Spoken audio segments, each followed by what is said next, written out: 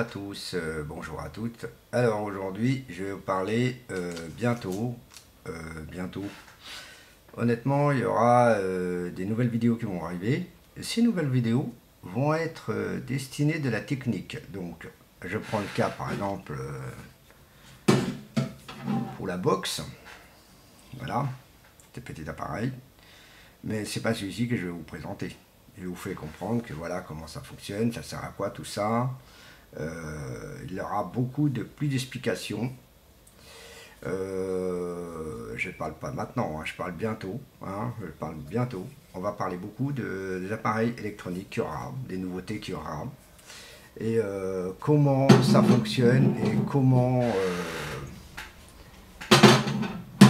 ça fonctionne et comment l'utiliser. Voilà. Alors, par contre, j'aurais beaucoup de choses à dire dans un domaine technique. C'est que je vais parler beaucoup de la technique du matériel. Qui veut dire, je vais vous le faire à l'essai, bien sûr, et en même temps, vous expliquer comment fonctionne cet appareil et les conseils que je vais vous donner. Par exemple, il y a certains DJ, et ça, je le sais, même mon revendeur où j'ai acheté Sonovante me conseille d'acheter du matériel, un ampli beaucoup plus fort que les enceintes, et que c'est totalement faux, il ne faut jamais faire ça. On peut le faire, mais vous ne donnerez pas la patate à l'ampli, ça ne sert à rien. Donc je ne sais pas pourquoi on dit des conneries comme ça, et moi je suis contre ce système, je suis à l'ancienne comme on dit, et à l'ancienne, l'ampli est toujours plus important on va dire moins important que les enceintes. Ça veut dire que vous prenez un ampli 2 fois 500 watts, en général vous êtes obligé de prendre 600 watts en enceinte, c'est tout. C'est ça que je veux dire en gros. Si vous prenez un ampli de 1000 watts, il faut que vos enceintes ils fassent au moins 1200 watts ou 1100 watts. Donc voilà. Pour un truc, parce que vous avez qu'à regarder quand vous achetez une enceinte amplifiée, vous allez voir, il y a la puissance de l'ampli et la puissance des enceintes. Et ça, tout le monde le sait. Vous verrez que la puissance de l'amplificateur, il est moins élevé que les enceintes. Vous allez voir que c'est ça. Et c'est ce genre de technique-là que je vais beaucoup parler, parce qu'il y a beaucoup de revendeurs qui font une grosse... je pense que c'est pas tous les revendeurs qui le font, mais il y a beaucoup de vendeurs actuels. Ils font une bourde, on va dire, une bourde de conseiller de prendre un ampli beaucoup plus élevé qu'une enceinte. Et vous voulez mettre en pleine puissance, vous mettez pleine puissance, vous pouvez dire au revoir à votre enceinte.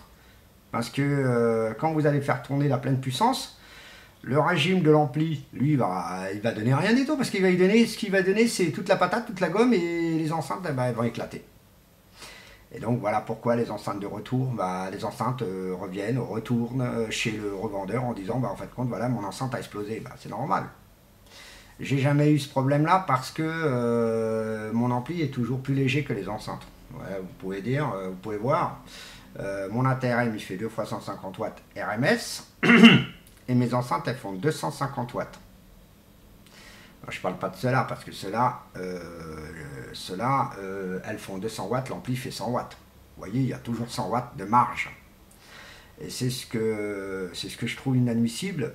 Les revendeurs actuels font n'importe quoi. Et ça, c'est pour ça qu'on dit toujours qu'au jour d'aujourd'hui, on n'a plus de bons vendeurs, on n'a plus de des bonnes personnes qui vont donner des vrais conseils.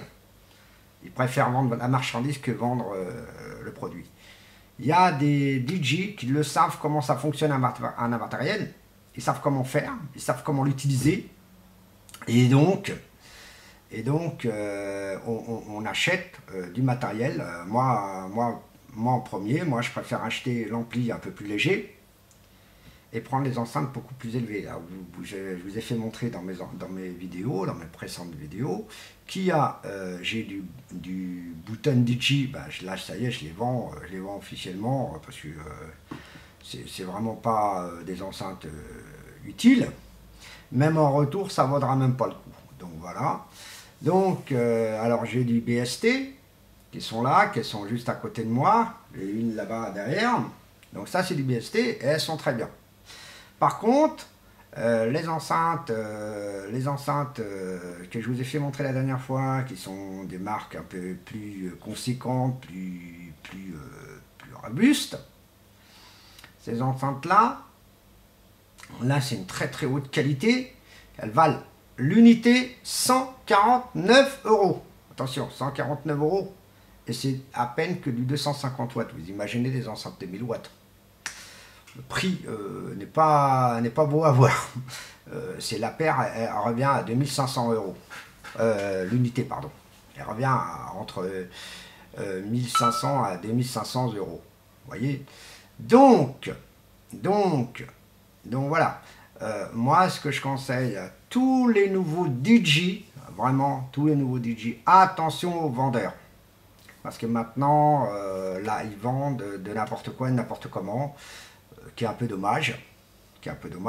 Je critique pas Sonovent, mais c'est un défaut. Je suis tombé sur un vendeur au téléphone et je lui ai montré A plus B et monsieur voulait me dire non, c'est plus important d'avoir un ampli plus important que les enceintes. Et quand vous voulez donner plein régime, bah, vous ne donnez pas régime à l'ampli, en fin de compte, vous ne donnez rien à l'ampli, mais par contre, les enceintes, elle en prend un coup dans la figure. Et croyez-moi que j'ai posé la question, et combien de retours d'enceinte est venu? Bah, il y a eu pas mal. Bah, voilà. Donc c'est pour te dire que c'est faux. C'est ce que j'ai en train de vous dire. Voilà, en gros c'est ça. Bah écoutez, voilà ce que je peux dire. Donc voilà, c'est des explications comme ça, des conseils, des trucs. Alors, revenons aussi sur une technique qui me chiffonne un peu, c'est sur la... C'est même pas la technique, c'est quasiment sur mon site internet. Alors sur mon site internet actuellement ça tourne un peu, mais le petit souci c'est qu'il faudrait que je contacte Orange pour voir comment je puisse installer mes vidéos de YouTube. Voilà, pour installer mes vidéos de YouTube, parce que il y aura tout ce qui est musique, tout ce qui est musique et tout ça sera concordé sur mon site internet. Donc il faudra que je les contacte le plus rapidement possible. Et en même temps, techniquement, bah, Orange, faudra que je les appelle et les remets à l'ordre pour un petit problème technique que ça fait plusieurs fois que ça le fait, mais bon, c'est un peu agaçant. Vous savez, vous n'avez pas besoin d'aller loin. Même les petits opérateurs que vous connaissez bien, comme Free, SFR et tout ça, font toujours la même connerie. Donc SFR, par contre, c'est fait numéro 1 de conneries qu'il fait tout le temps, parce que j'ai des personnes qui sont chez SFR. Ils ont eu beaucoup de soucis, ils ont été chez un autre opérateur, la même connerie. Donc en fin de compte, quand on est professionnel, bah, on a du beau matos, mais en même temps, ça rame. Donc voilà. C'est pas une critique, c'est une chose officielle. Donc voilà. Il y en a beaucoup qui quittent SFR pour aller ailleurs. Donc il y en a qui s'y connaissent pas du tout, ensuite. Alors moi, que je me connais un peu, donc je vais pas par contre, mon problème technique, c'est autre chose, c'est carrément mon décodeur de TV, mon décodeur de la DSL fait des siennes. Alors donc en fin de compte, on m'a expliqué que ça vient de l'immeuble. C'est facile à accuser un immeuble, mais bon, viennent de l'immeuble en disant que il y a trop de choses. Et en fin de compte, j'étais chez Free, j'avais pas autant de becs qu'eux. Donc voilà. Donc ça ne veut rien dire. En gros, ça ne veut rien dire. Vous pouvez être le meilleur opérateur et avoir les petits soucis techniques. Voilà. Bah écoutez, je vous remercie, à la prochaine vidéo, et je vous remercie, voilà.